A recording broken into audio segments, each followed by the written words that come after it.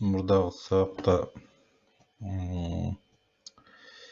пилоуду токтогон элек. Пилоуду интернет начар иштеген үчүн пилоуду жүктөй албай калдым да.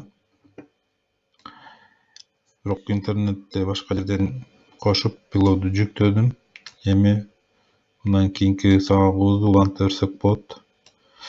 Мындан кийин эми эмне кылабыз? Модулдарыбызды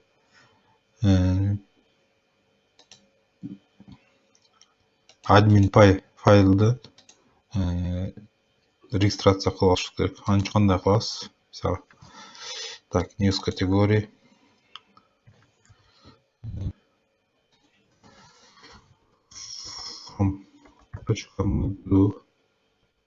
modules import news category жана news эки модулубуз бар.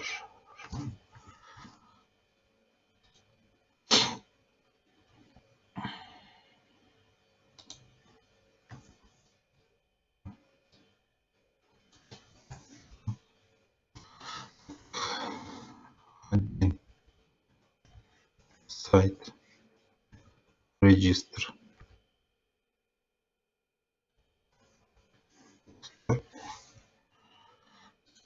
news category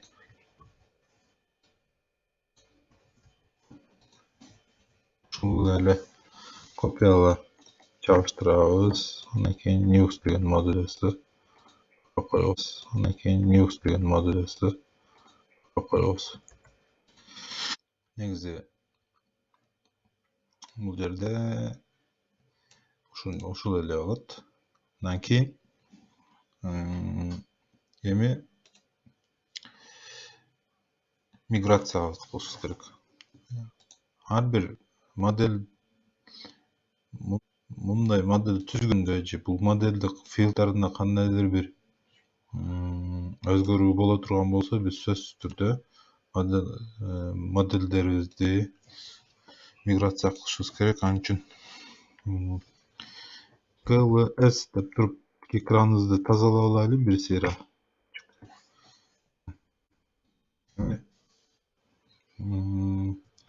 Миграцияны кандай кылабыз?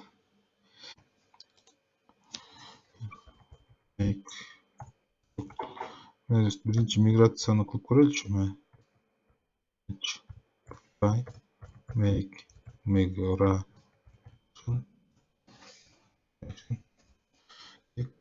дедик. Так.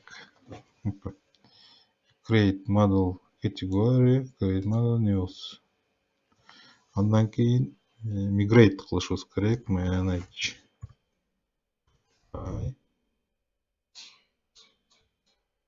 migrate дедик.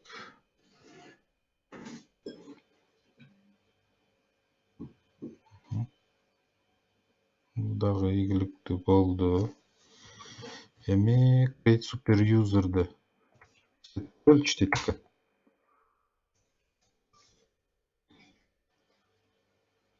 экен. Мен адрести бошотуп чытабыз, антип кайрадан эле enter'га басабыз, бош эле. Password коёт. Мен password'ду дагы admin деп коем. Кайрадан утверждение сурап атат, admin дейм. Кайрадан enter. Бул password bypass passive validation and creating. Эми ушул эмеге 8 характер болуш керек эле, ушундай кылганыңды кабыл кыласыңбы, ана деп сурап атат. Макул дейм ага деле.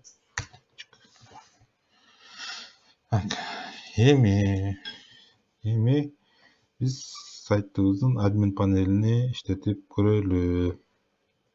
Так, ал үчүн manage run server деп иштетип көрөбүз. Enter.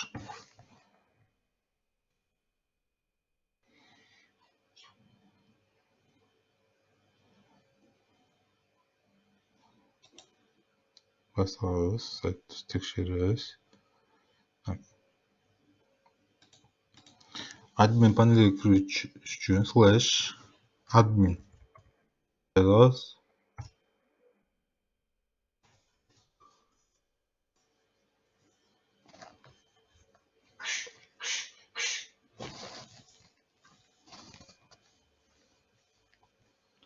Django site admin deydi. Bu username'imiz admin bolçu. Password'umuz da admin. Böyle. Tak.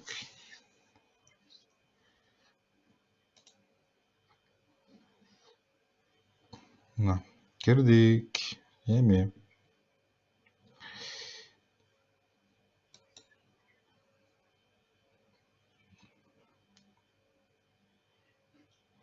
Evet desek hata berishi mumkin hazır.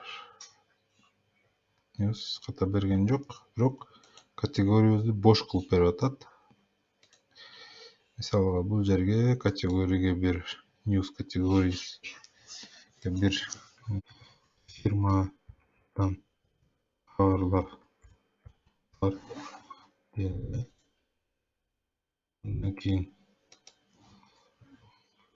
mizondagi o'zgaruvlar deb qo'yaylik. Emas bo'lishi mumkin. Hozircha son ular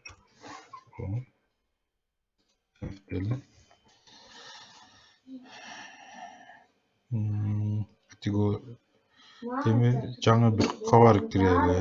Misалы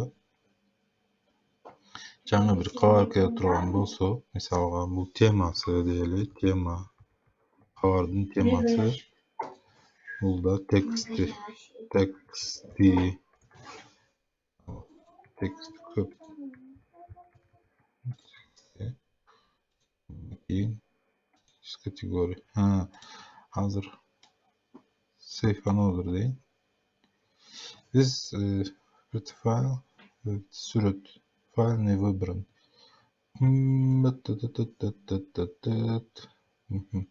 Biz bu жерде азыр бирденкени жасайбыз.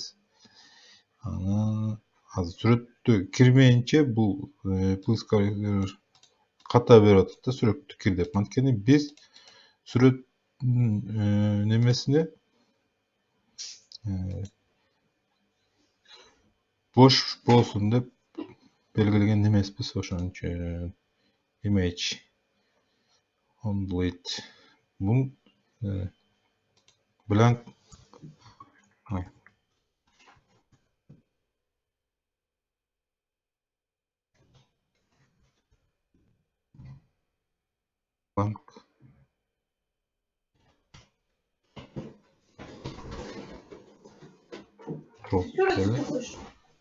Hazır blank true dedik. Bu yerde azıcık karıp görelim.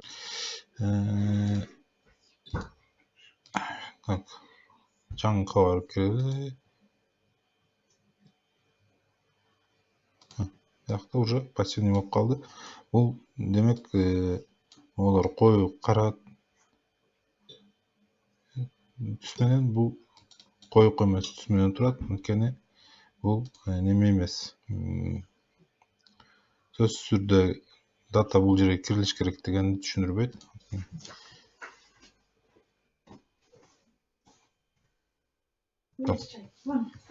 Тест.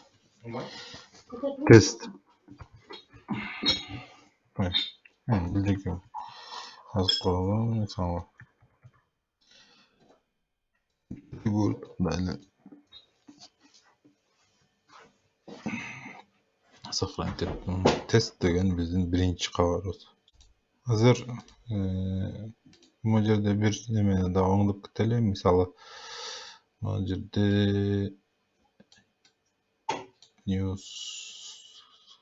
news categories дегенде мынау эме чыгып атат. Эгер акыркы тамгасы с менен бүтүп атпайбы? News деген. Бул кабарлар дегенди s-ти кошуп көпчүлүк түрдө көрсөтүп атат да, жаңы админ автоматтык түрдө. Биз ушул эмени азыр оңдойбуз. Анда кантип кылабыз?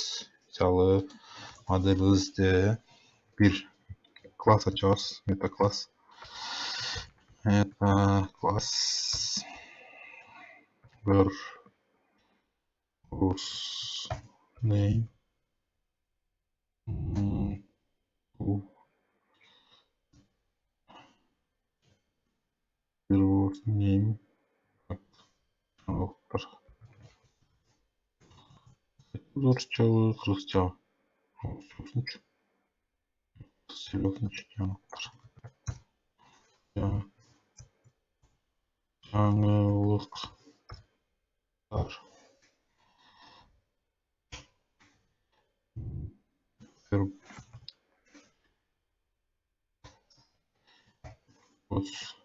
Plural.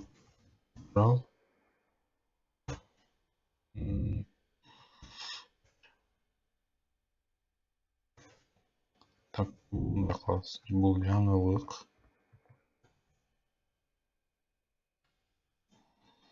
Бұл екілік түрі болсын, жаңалықтар болсын.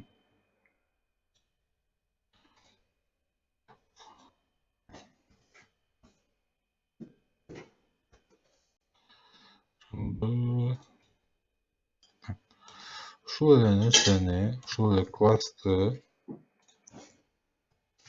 биз немеде да кылсак болот.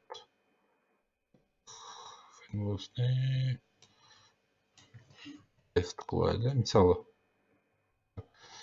бул жерде кылуулардан мурда мен өзгөрүүнү көрсөтөйүн. Мисалы, жаңылыктар деп туруп, биякта эмне өзгөрдү ошону көрсөтүп алайын биринчи.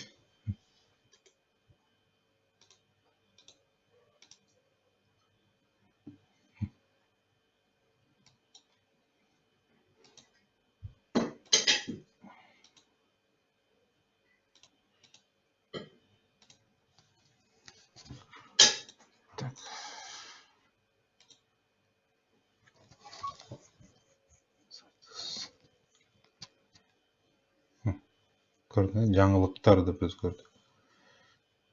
Жаңылыктар. Жаңылык. Эме категорияны өзгөртөлү. Кадам-кадам кетип атам, анткени түшүнүктүү болсун үчүн. Бул категория. Жаңылык категориясы. Жаңылык категориясы. Жаңылыктар.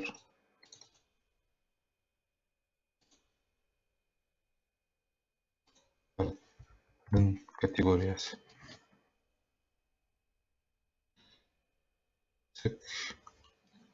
Шунда туура болот. Бул жерде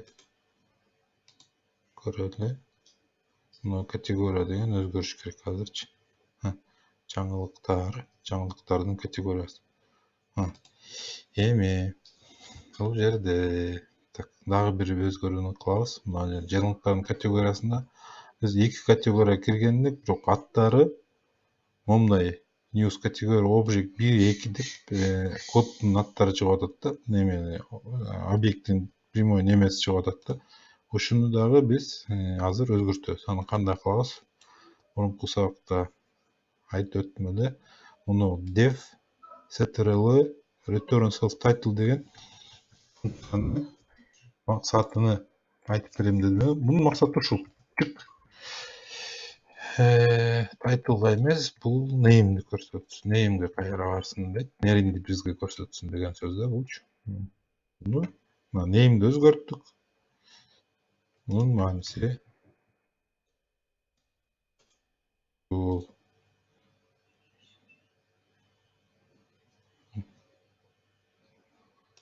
Жай иштеп атат кылчыкты.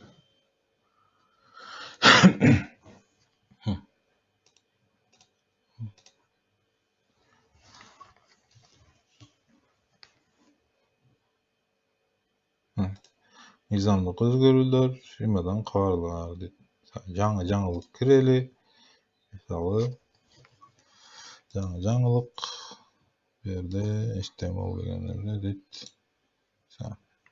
Нет подключение к интернету деген бир жаңылык кирсек,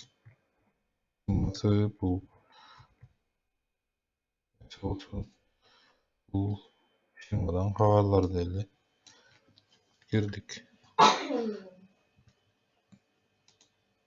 Нет подключение к интернету. Анда эки жаңылыгыбызды кирдик.